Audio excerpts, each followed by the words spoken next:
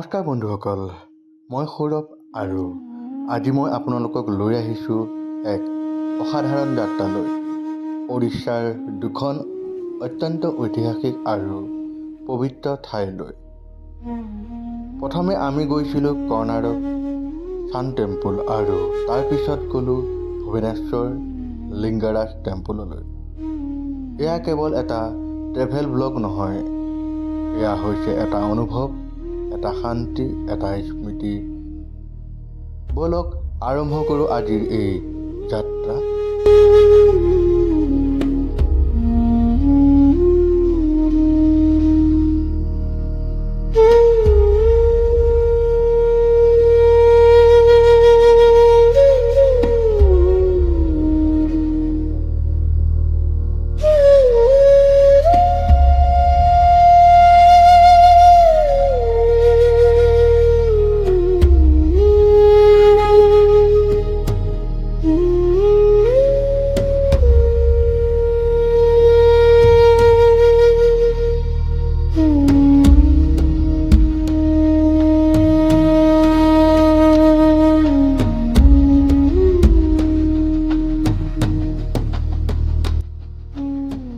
এয়া হৈছে কৰ্ণাটক সূৰ্য টেম্পল।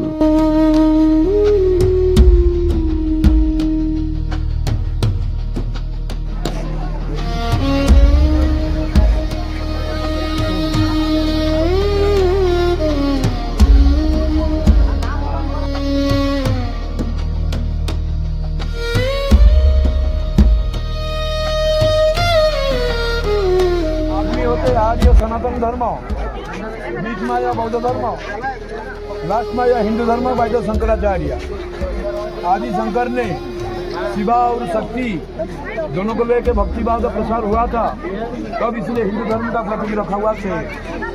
ये समझना होगा, पहले था आर्य सनातन धर्म, बीच में आया बौद्ध, लास्ट में आया हिंदू बाय द शंकराचार्य।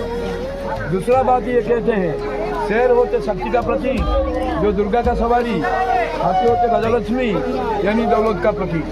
तो शक्ति और दौलत होने से आदमी का अंदर कभी कभी घमंड होता, अहंकार की वजह से आदमी का पतन हो रहा है। तो कहने का मतलब, मंदिर जाने से पहले आदमी का अंदर शक्ति और दौलत को लेकर जो घमंडी अहंकार, इसको बाहर छोड़ना चाहिए। अंदर जाने से भगवान को दर्शन मिलेगा, इसलिए की पत्थर में 3 मूर्ति बनाया। এয়া হৈছে কৰ্ণাটক সূৰ্য টেম্পল। এই মন্দিৰটো 1300 চেঞ্চুৰীত নিৰ্মাণ কৰা হৈছিল আৰু ইমান সুন্দৰ, চাওক মন ভৰি যায়। মন্দিৰটো সূৰ্য দেৱতাৰ ৰথৰ দৰেই ডিজাইন কৰা হৈছে। এইবোৰ কাৰ্ভিং, প্ৰতিটো ষ্টনতে যেন ইতিহাস লিখা আছে।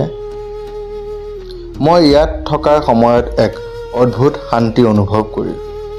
সেই মুহূৰ্তটো কেমেৰাত কেপচাৰ কৰিলোঁ যদিও বাস্তৱত অনুভৱ কৰা বেলেগেই। জীৱনত কেতিয়াবা এনে ঠাইলৈ আহিলে বুজা যায় আমাৰ ইতিহাস কিমান ধনী।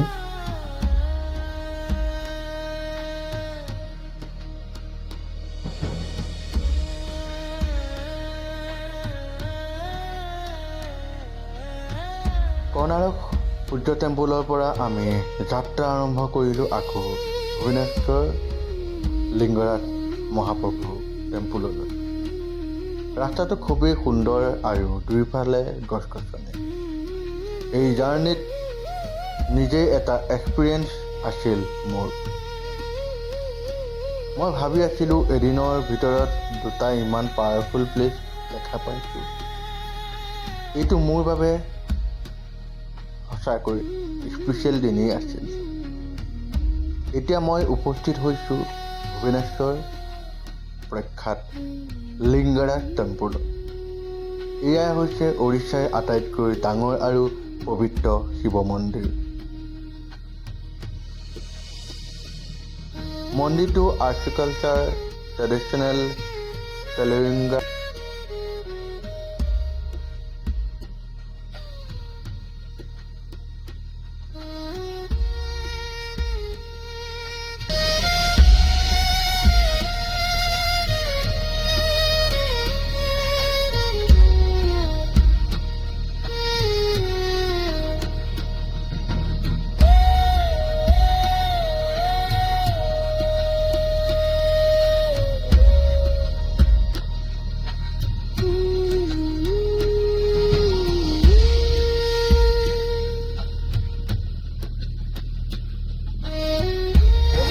আৰু বৰ্তমান এতিয়া আছোঁ লিংৰাজ মহাৰাজৰ ভূৱনেশ্বৰ মন্দিৰ হয় আৰু ক'ব গ'লে এটা পৰিৱেশ বেলেগ এটা পৰিৱেশ এতিয়া পাইছোঁ আৰু তাৰ আগত আপোনালোকে দেখা পাইছিলে সূৰ্য টেম্পল হয় আৰু এতিয়া ইয়াত দেখা পাইছে বেকত আৰু ক'ব গ'লে জগন্নাথ টেম্পল আৰু ভূৱনেশ্বৰ টেম্পল ছেম হয় দেখাত কিন্তু ক'ব গ'লে জগন্নাথ মন্দিৰত চক্ৰ আছে আৰু ভূৱনেশ্বৰ টেম্পলত লিংগৰাজ মহাৰাজৰ টেম্পলত আছে ধেনু হয় আৰু এই যি ধেনু দেখা পাইছে সেই ধেনুখনে হৈছে মানে সীতাৰ যি বিবাহ হৈছিল বিবাহত যি ৰামে যি যোনখন ধেনু ভাঙিছিলে সেই ধেনুখনে হয় এইখন বেগত আপোনালোকে দেখা পাইছে বাকী এনেকৈ দেখাইছোঁ চাই দিব ওম নমঃ শিৱায় জপ কৰি মই মোৰ অন্তৰত এক শান্তি বিচাৰি পালোঁ এনে ঠাইলৈ আহিলে জীৱনৰ সকলো ষ্ট্ৰেছ যেনে অলপ সময়ৰ বাবে গুচি যায় এইটো কেৱল মন্দিৰ নহয় এইটো এক অনুভৱ এক বিশ্বাস এয়া হ'ল লিংগৰাজ মহাৰাজ ভূৱনেশ্বৰ মন্দিৰ মহাদেৱ মন্দিৰ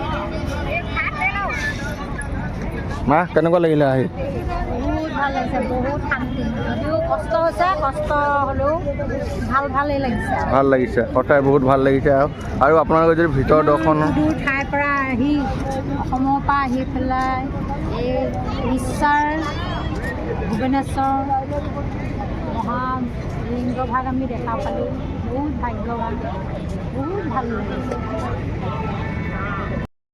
আজি দিনটো মোৰ বাবে এক স্মৰণীয় দিন আছিল কৰ্ণাটক সূৰ্য টেম্পল ঐতিহাসিক সৌন্দৰ্য আৰু লিংগৰাজ টেম্পলৰ আধ্যাত্মিক শক্তি দুয়োটাই মোক গভীৰভাৱে স্পৰ্শ কৰিলে যদি আপুনি কেতিয়াবা উৰিষ্যা আহে এই দুয়োটা ঠাই নিশ্চয় ভিজিট কৰিব ধন্যবাদ বন্ধুসকল ভিডিঅ'টো ভাল লাগিলে লাইক কৰিব শ্বেয়াৰ কৰিব আৰু চেনেলটো ছাবস্ক্ৰাইব কৰিব নাপাহৰিব কষ্ট মোৰ কৃপা ভগৱানৰ মৰম আপোনালোকৰ